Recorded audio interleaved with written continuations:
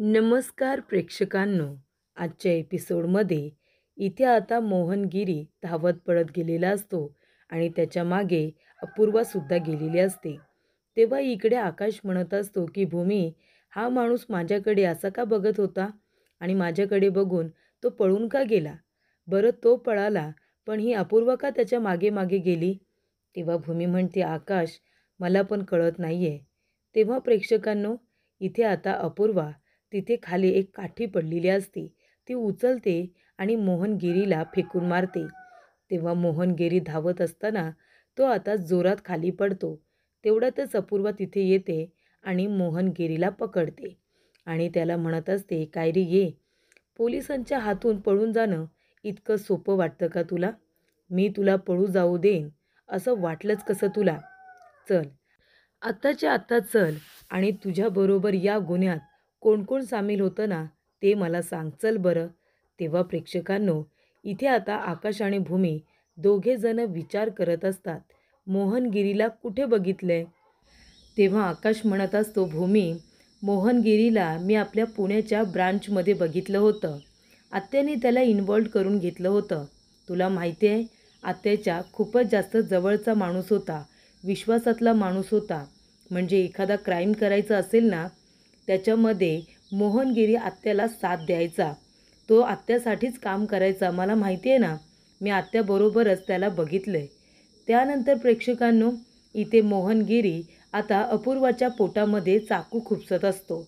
तेवढ्यातच प्रेक्षकांनो, तिथे आलेला असतो बलदेव. बलदेव येतो आणि मोहनगिरीचा हात पकडतो.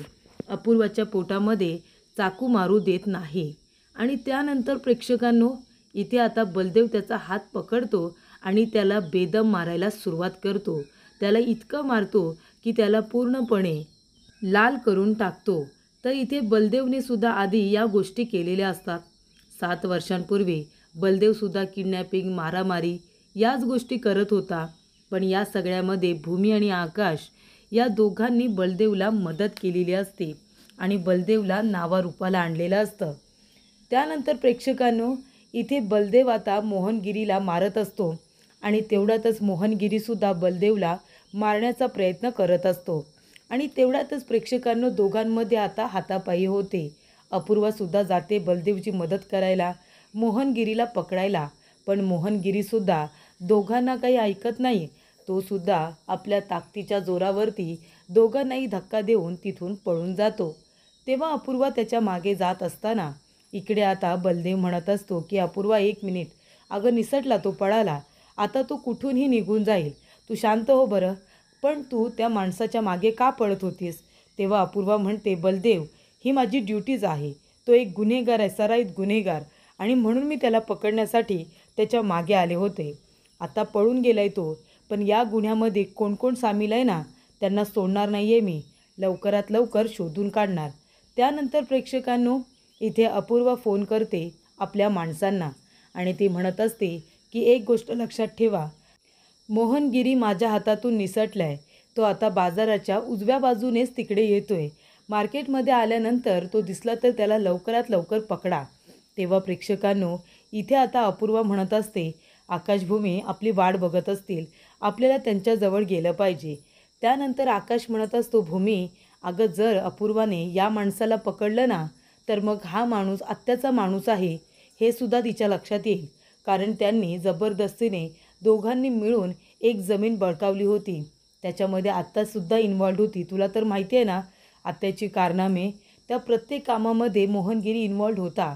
मग जर मोहनगिरीच्या रेकॉर्डमध्ये आता शोधत असताना आत्याचं नाव बाहेर आलं तर ती सुद्धा गुन्हेगार प्रवृत्तीचीच होती ना. तेव्हा भूमी म्हणत असते, आकाश, मी खरं सांगू का, मला कळतच नाही आहे. तू म्हणतोयस तसं जर हा मोहनगिरी आत्याचा माणूस होता तर इथे अपूर्वा आत्याबद्दल आपल्याला जरूर विचारणार. तेवढ्यात प्रेक्षकांनो, इथे आता अपूर्वा आलेली असते. ती म्हणते, सॉरी, मला अचानकपणे त्या माणसाच्या मागे जावं लागलं, पण त्याचं नाव मोहनगिरी आहे आणि तो खूप मोठा गुन्हेगार आहे. आत्ताच एका जमीन घोटाळ्यामध्ये त्याने खूप मोठा क्राईम केलेला आहे. एक जमीन, ती खूपच जास्त जमीन त्या सगळ्यांनी मिळून इथे लुबाडलेली आहे.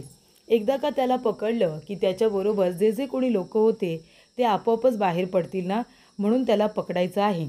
तेव्हा इथे आता सगळेजण म्हणतात, बरं ठीक आहे, पण तुम्ही दोघेजणं ठीक आहात ना? तेव्हा इथे बलदेव आणि अपूर्वा म्हणतात, हो आम्ही तर ठीक आहोत.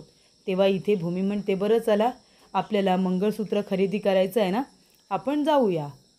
त्यानंतर प्रेक्षकांनो, मंगळसूत्र खरेदी केल्यानंतर भूमी आणि आकाश अथर्वला एक काम सांगतात.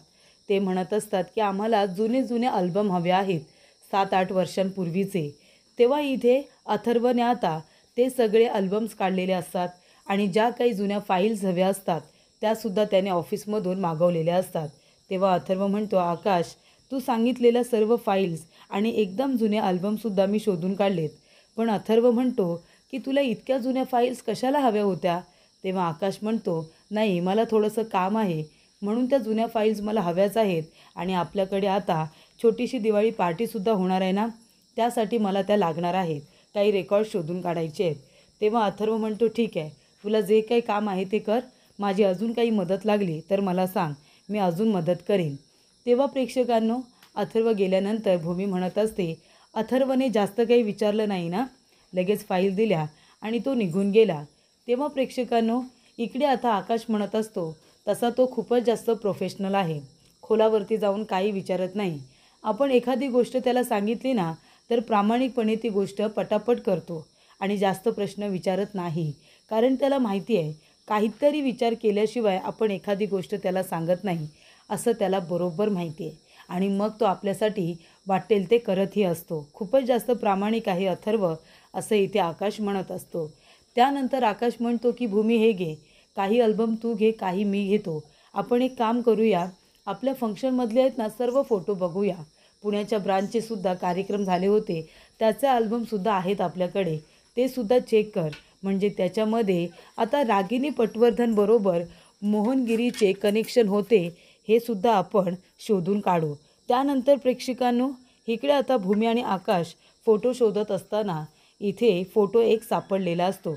आकाश म्हणतो, भूमी हे बघ, अगं याच्यामध्ये आहेत रागिनी आत्याबरोबर मोहनगिरी आहे.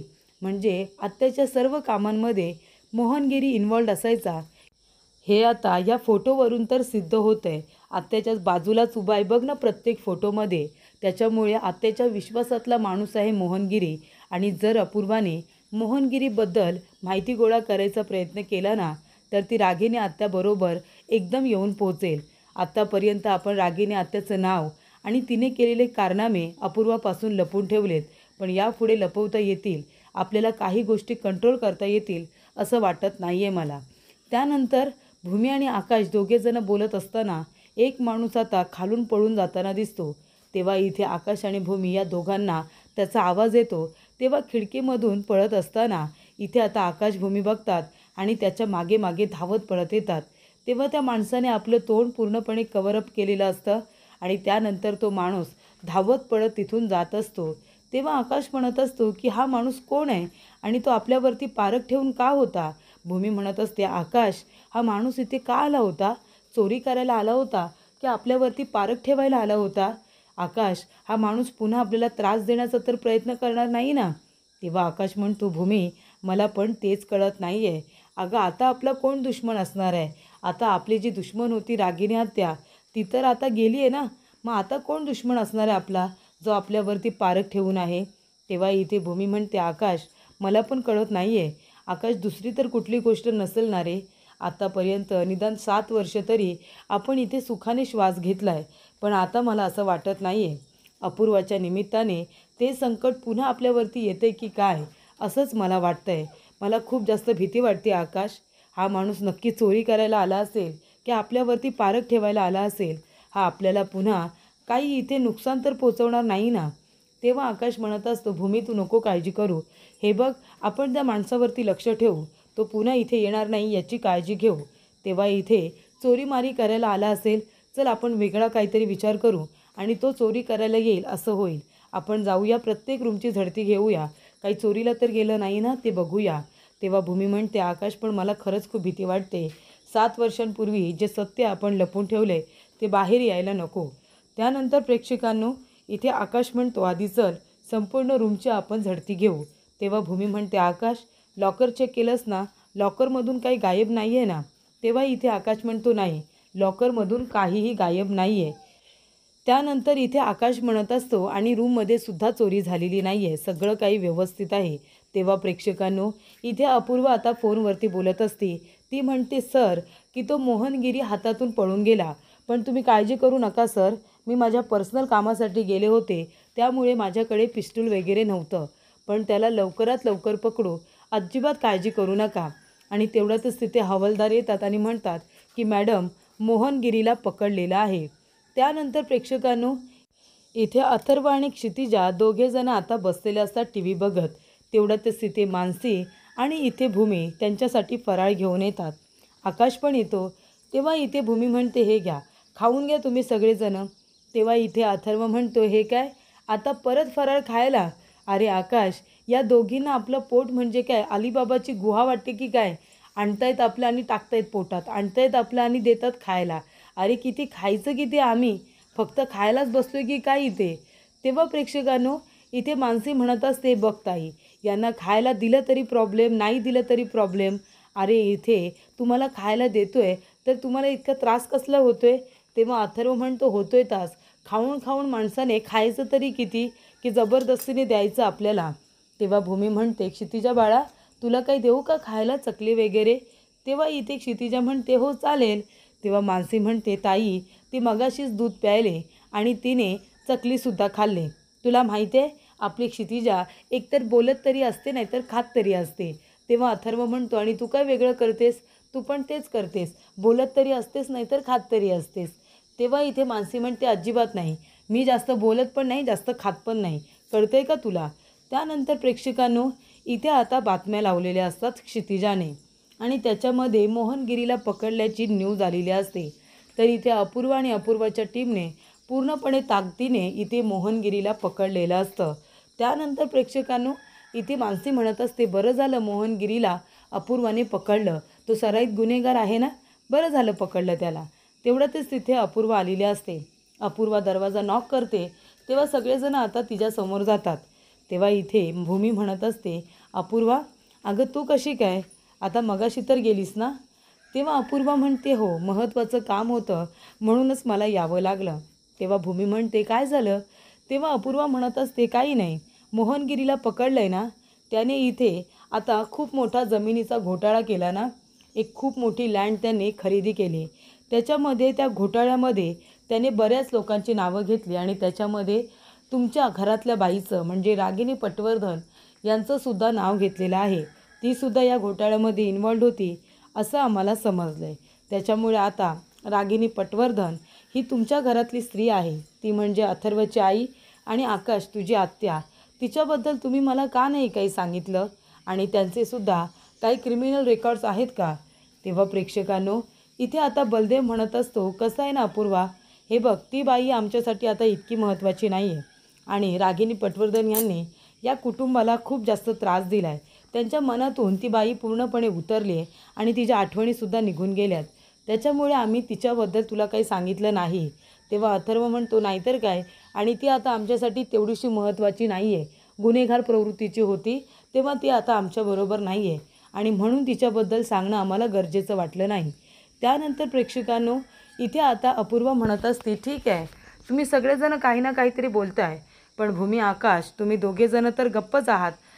तेव्हा इथे आकाश म्हणत असतो की अपूर्वा, तिच्याबद्दल काय बोलायचं आम्ही, तिच्या आठवणी म्हणजे एका काळ्या आठवणीसारख्या आहेत आणि जखमाच दिल्यात त्यांनी आम्हाला.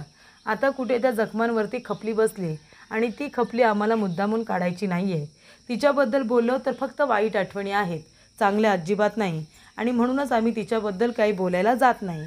तेव्हा इथे अपूर्वा म्हणत असते, नाही, ते सगळं खरं असलं तरीसुद्धा त्यांच्याबद्दल तुम्ही मला काहीच कसं सांगितलं नाही? तेव्हा बलदेव म्हणतो, कारण तिच्याबद्दल तुला काय सांगायचं, चांगलं काही सांगण्यासारखं नाहीच आहे. मग तू आता या घरची होणारी सून आहेस, तुझ्याबरोबर बोलताना असा निगेटिव्ह बाईचा विचार का करू आम्ही, बरोबर ना? तुझ्याजवळ बोलताना आम्ही चांगल्या गोष्टी बोललो ना, आणि तिच्याबद्दल काही सांगणं हे त्यावेळेला खरंच एवढं काही महत्त्वाचं नव्हतं. तेव्हा अथर्व म्हणतो, नाहीतर काय, पण जर तुम्हाला आता तिच्याबद्दल काही माहिती हवी असेल तर ती कशासाठी, कारण ती तर इथे नाही आहे, ती इथून निघून गेले. तेव्हा प्रेक्षकांनो, बलदेव, अथर्व, आकाश सगळेजण रागिनीबद्दल वाईट साईटच बोलत असतात. तेव्हा इथे आता अपूर्वा म्हणत असते, त्या कितीही गुन्हेगार प्रवृत्तीच्या असतील त्या कुठे गेल्यात? तेव्हा बलदेव म्हणतो, ती आता इथे नाही आहे, ती परदेशात निघून गेली आहे. तेव्हा अपूर्वा म्हणत असते, अच्छा, म्हणजे त्यांचे क्राईम इतके मोठे मोठे आहेत की त्या पळून गेल्यात परदेशामध्ये. तेव्हा प्रेक्षकांनो अपूर्वा म्हणते, पण मला त्यांच्या रूमची झडती घ्यायची आहे. सॉरी, म्हणजे माझी ड्युटी आहे आणि मी वॉरंट घेऊन आले. मला आता त्या गुन्हेगार असल्यामुळे मला त्यांच्या रूमची झडती घ्यावी लागणारच आहे, तुमची काही हरकत नसेल तर. तेव्हा बलदेव म्हणतो, पण कशाला? अपूर्वा, तुला सांगितलं ना, हे बघ, ती गुन्हेगार प्रवृत्तीची बाई होती. तिने फक्त आणि फक्त इथे सर्व महाजन लोकांना आणि त्याचबरोबर स्वतःच्या मुलांनासुद्धा तिने त्रासच दिला आहे. त्याच्यामुळे आता त्याच्याबद्दल का विचार करायचा, का बोलायचं? तेव्हा इथे आकाश म्हणत असतो, नाही बलदेव, ठीक आहे, तिला जर आत्याच्या रूमची झडती घ्यायची आहे, माझी काही हरकत नाही आहे. तेव्हा इथे आता आणलेलं वॉरंट, जी काही परवानगी आहे ती आता वाचलेली असते आणि त्यानंतरला इथे आकाशने परवानगी दिलेली असते. तरीसुद्धा बलदेव नकार देत असतो. बलदेवला वाटत असतं की आता त्याची काही गरज नाही आहे, कारण रागिणीबद्दल बलदेवला बरंचसं माहिती असतं की कशा पद्धतीने रागिणीने भूमी आणि आकाश, त्याचबरोबर अभिजित, अथर्व सगळ्यांनाच किती त्रास दिलेला आहे. तेव्हा इथे अपूर्वा म्हणत असते की इतकी गुन्हेगार प्रवृत्तीची बाई तुमच्या घरामध्ये असेल असा मी कधी विचार केला नव्हता आणि तिच्याबद्दल तुम्ही मला एका शब्दाने सुद्धा काही सांगितलं नाही. ठीक आहे, कारणं काही असतील, पण काहीतरी सांगायला हवं होतं ना. आकाश म्हणतो, त्यावेळी ते महत्त्वाचं वाटत नव्हतं म्हणून तुला काही सांगितलं नाही. पण हे बघ, तुझ्या कामामध्ये आम्ही अडथळाही निर्माण करणार नाही. तुला जर इथे तिच्या रूममध्ये जाऊन काही शोधाशोध करायची असेल, काही पुरावे गोळा करायचे असतील तर तू नक्कीच जाऊ शकतेस, आमची काही हरकत नाही आहे. तेव्हा इथे बलदेव म्हणत असतो, पण खरंच याची काही गरज नाही आहे आणि तसंही त्या रूममध्ये काही आहे काय? तेव्हा प्रेक्षकांनो इथे आता बलदेव म्हणत असतो की अपूर्वा, जाऊ दे ना.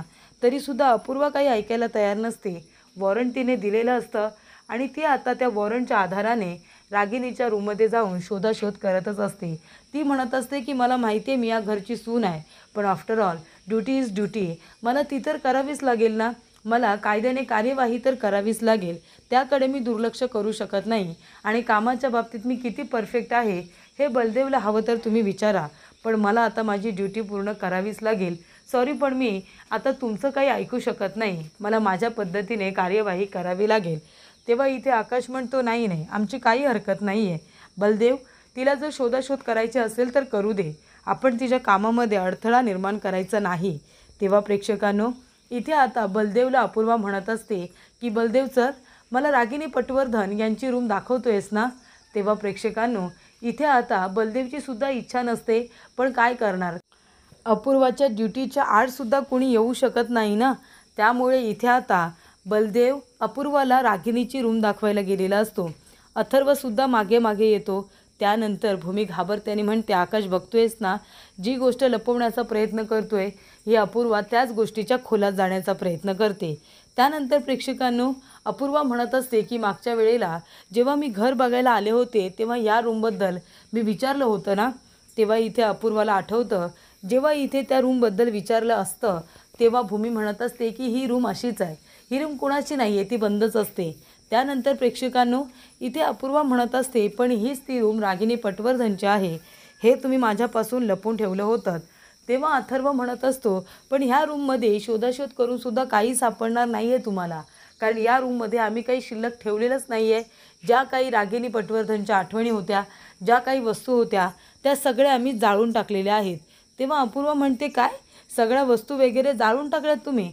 तेव्हा अथर्व म्हणतो, हो, कारण मला त्या बाईच्या काळ्या आठवणीसुद्धा या घरामध्ये नको होत्या, म्हणून आम्ही सगळ्या वस्तू जाळून टाकलेल्या आहेत. तरीसुद्धा अपूर्वा म्हणते, पण मला कायद्याने कार्यवाही तर करावीच लागेल ना. बलदेव, उघडतो दरवाजा, असं अपूर्वा सांगते. त्यानंतर प्रेक्षकांनो पुढील भागामध्ये इथे आता क्षितिजाला कुणीतरी ओढत ताणत नेते असं भूमीला वाटत असतं. तेव्हा ती म्हणत असते, आई बाबा, आई बाबा, आणि हे दोघेजण क्षितिजाला ओरडत असतात. तेव्हा इथे भूमी म्हणत असते की आकाश, मला खरंच खूप भीती वाटते रे. 7 वर्ष जे रहस्य आपण लपून ठेवलं ते आता ह्या अपूर्वाच्या नावाने बाहेर येत आहेत की काय? त्यासाठी तर अपूर्वा आपल्या आयुष्यात आली नसेल ना. 7 वर्षापूर्वी जे काही घडले ते खोदून काढण्यासाठी तर अपूर्वा आलेली नाही आहे ना. त्यानंतर प्रेक्षकांनो बलदेव तिथे येतो आणि भूमी आणि आकाशला म्हणत असतो की तुमच्या दोघांकडून मला ही अपेक्षा नव्हती. तेव्हा भूमी आणि आकाश दोघेही खूपच जास्त घाबरतात. त्यांना असं वाटतं की बलदेवने आता त्याचं सगळं बोलणं ऐकलं की काय. त्यामुळे बलदेव जेव्हा म्हणतो की मला अपेक्षा नव्हती, तेव्हा ते दोघेजणं त्याच्याकडे बघत राहतात.